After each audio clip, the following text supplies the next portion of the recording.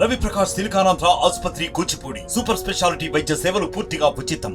అప్పుడు ఇది మన ఎన్డీఏకి మద్దతు అనేది అది ఎవరికి తెలియదు. పవన్ కళ్యాణ్ గారికి కూడా తెలియదు. ఆయన ప్రకటించాడు.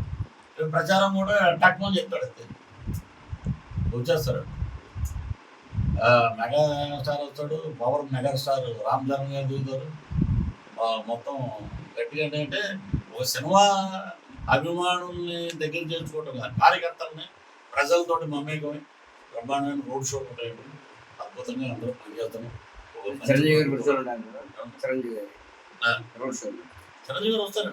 రోడ్ షోలో వస్తారు, బహిరంగ సభలు ఉంటారు. ఆయన వస్తే బహిరంగ సభలుగా వాడుకుంటారు.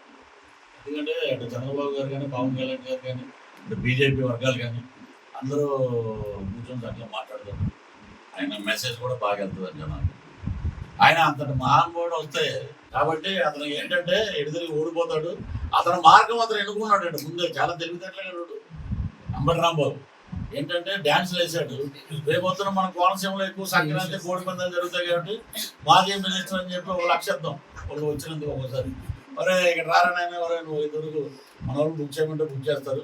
ఇండస్ట్రీ కూడా వస్తాడేమో అండి. భవిష్యత్తు మీకు పోటీ వస్తాడేమో అక్కడికి. లేదండి అక్కడికి రానివ్వరండి. ఇక్కడికి మనం తిప్పుదాం కోడి పందాలు కట్టి ఒక లక్ష ఇద్దామండి. మినిస్టర్ చేశాడు కదా, మినిస్టర్ చేసి ఎక్కడైనా హోటల్ ఇద్దాం, రూమ్ ఇద్దాం. వచ్చే ఆ భోగి పంటలు చుట్టూ 2 డ్యాన్స్ వేసి పోతాడు. ఇద్దాం అతను డిసైడ్ అయిపోయాడు. అక్కడనే లేకపోతే గుంటూరు డిస్ట్రిబ్యూషన్ ఆఫీసు బ్రో సినిమాకి ఇంత కలెక్షన్ రాలేదు. ఒరే నువ్వు ఎక్కడరా, నువ్వు ఎమ్మెల్యే, నువ్వు మంత్రి, నువ్వు అది చూసుకోకుండా కనపడిన ఎవరైనా అక్కడ లేడీస్ కనపడతాయి. అమ్మ బాగున్నారమ్మా, కళ్ళేలాగా ఉంటాయి. అమ్మ బాగున్నారమ్మా వీళ్ళు చేసే పని. ఇటువంటి వాళ్ళని మనం భారతరోలుతా ఉంటే మొత్తం మీడియా మిత్రులు చెప్తున్నాం.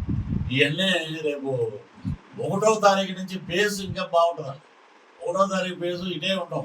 తాడేపల్లిగూడెం, భీమవరం ఇవన్నీ మా దగ్గర ఉన్న రిపోర్ట్స్ అన్నీ అప్పుడు చదువుతామాట. మళ్ళీ ఇంకో సినిమా మే 1వ తారీఖు రిలీజ్ అవుతాం. అలాగే మేము చూసినటువంటి చోట క్లీన్ స్వీప్ దిశగా ఎలా వెళ్తుందంటే శ్రీకాకుళం, విజయనగరం, వైజాగ్, అనకాపల్లి, ఈస్ట్, వెస్ట్ 2 సీట్లు కానీ 3 సీట్లు కానీ వైఎస్ఆర్సీపీ కానీ గెలిస్తే ఆ మొలతాడు ఉన్నాడు చూడ, మొలతాడు మన ముద్రగడ పద్మనాభం వాళ్ళ ఇంట్లో నేను సర్వెంట్గా పనిచేస్తాను.